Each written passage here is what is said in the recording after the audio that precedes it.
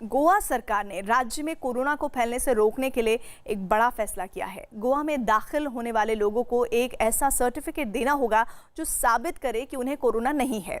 अगर कोई ये सर्टिफिकेट नहीं दे पाता है तो उसे अपना कोरोना टेस्ट करवाना ज़रूरी होगा। गोवा एक टूरिस्ट प्लेस है और ऐसे में गोवा सरकार ने ये संज्ञान लेते हुए कि कोरोना वायरस लगातार बढ़ रहा है, उसके केसेस बढ़ रहे हैं, ऐसे में गोवा सरकार ने ये फैसला लिया है कि इसे रोकने के लिए ये मददगार साबित हो सकता है इस कोरोना वायरस पर लगाम लगाने के लिए। वो फैसला ये है कि जो भी लोग गोवा में दाखिल होंगे उन लोगों को एक ऐसा सर्टिफिकेट देना होगा जो साबित कर पाएगा कि उन्हें कोरोना नहीं है, और अगर वो ऐसा सर्टिफिकेट नहीं दे पाते हैं तो उन्हें अपना कोरोना टेस्ट करवाना जरूरी होगा। उधर कर्नाटक से खबर यह है कि मुख्यमंत्री येदियुरप्पा ने ऐलान किया है कि राज्य में 31 मई के बाद सारे मंदिर, मस्जिद और गुरुद्वारों को खोल दिया जाएगा। कोरोना महामारी की वजह से पिछले 2 महीने से देश भर में सारे धार्मिक संस्थान बंद हैं, लेकिन चुनौती यही है कि अगर 31 मई से इन संस्थानों को खोला जाता है तो वहां पर क्या व्यवस्थाएं होंगी, वहां पर लोग जो आएंगे वो सोशल डिस्टेंसिंग कर पाएंगे या नहीं कर पाएंगे, और सिर्फ दूर से ही अपने इष्ट को प्रणाम किया जाएगा या फिर उन्हें छुआ भी जा सकता है, और छुआ जाता है तो फिर बाकी लोग भी छुएंगे, तो फिर क्या ये संभावना नहीं होगी कि कोरोना ज़्यादा परेशान कर सकता है कर्नाटक के लोगों को। ये तमाम वो बातें हैं जिस पर ज़रूर कर्नाटक सरकार विचार विमर्श कर रही होगी, लेकिन ये उन लोगों के लिए जो आराधना करना चाहते हैं, जो अपने श्रद्धा सुमन अर्पित करने के लिए मंदिर, मस्जिद, गुरुद्वारे जाते हैं, वो नहीं जा पाते, उनके लिए ज़रूर ये राहत की खबर है। कांग्रेस नेता राहुल गांधी ने स्वीडन के डॉक्टर से देश में लॉकडाउन और कोरोना पर चर्चा की। स्वीडन के डॉक्टर यूहान गीसेके ने लॉकडाउन को खत्म करना ही भारत के लिए सबसे जरूरी विकल्प बताया। I think for India, you'd ruin your economy very quickly if you had a severe lockdown. I think it's better skip the lockdown, take care of the old and the frail people, and let the other people have the infection. Most people will not even be sick.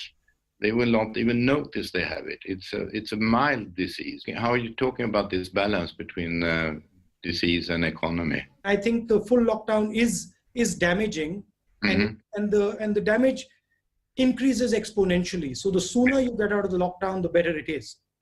I mean, you may even create more deaths by a severe lockdown than the disease will do. Exactly. The issue in India, of course, is that we have a central government and then we have large number of state governments. Yeah. And there is a tension between these two. The central government has one view, the state governments have another view.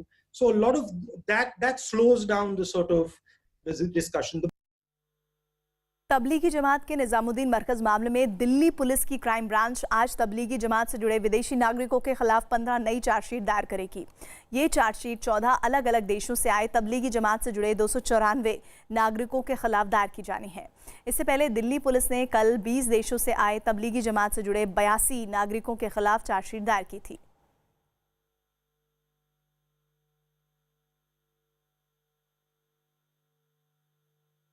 UP के आगरा में 2 police वालों ने कारोबारी को लाठियों से पीटा। इससे जुड़ा एक वीडियो भी वायरल हुआ है जिसमें कारोबारी अपनी स्कूटर से अपने घर की तरफ जाता दिखा, लेकिन पीछे से बाइक पर 2 पुलिस वाले हाथ में लाठी लिए पहुंचे और कारोबारी पर लाठियां बरसाने लगे। कारोबारी की पिटाई के बाद इलाके के सभी कारोबारी पुलिस से नाराज हो गए और पुलिस पर गुंडागर्दी का आरोप लगाया।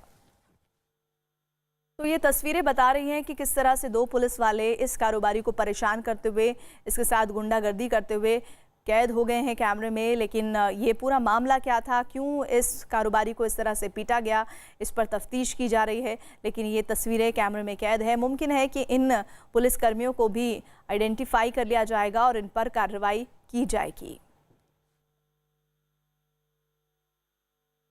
दिल्ली नोएडा बॉर्डर पर लोगों को आज भी परेशानी का सामना करना पड़ा। पास दिखाने के बाद ही लोगों को नोएडा में एंट्री दी गई, जिसकी वजह से दिल्ली नोएडा बॉर्डर पर करीब 1.5 किलोमीटर लंबा जैम लग गया।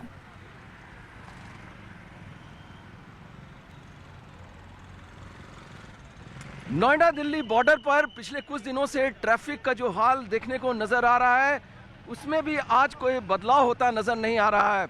आप देख सकते हैं वाहनों की लंबी कतार है। ये वो वाहन हैं जो दिल्ली की तरफ से आ रहे हैं।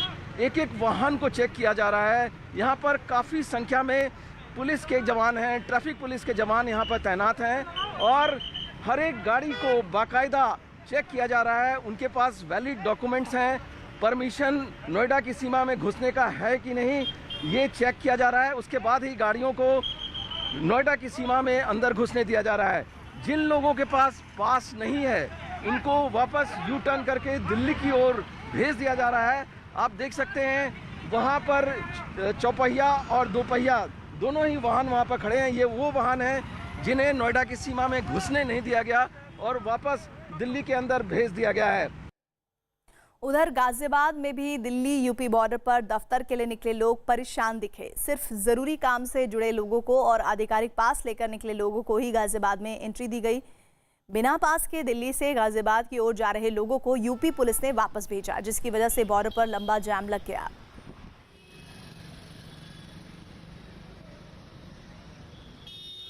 अगर आपको दिल्ली से यूपी यानी गाजियाबाद में एंट्री करनी है तो आपको पास दिखाना होगा। अगर आपके पास पास नहीं है तो आपको किसी भी सूरत में गाजियाबाद में एंट्री नहीं मिलेगी। और ये सब गाजीपुर यूपी बॉर्डर पर आपको दिखाई देगा, क्योंकि यहाँ पर यूपी पुलिस है, होमगार्ड्स हैं जो हर वाहन की चेकिंग कर रहे हैं। और इस चेकिंग की वजह से पीछे तक आपको लंबा जाम दिखाई देगा जो लगभग 1 किलोमीटर तक हो चुका है। सुबह का वक्त है, लोग दिल्ली से गाजियाबाद में एंट्री कर रहे हैं।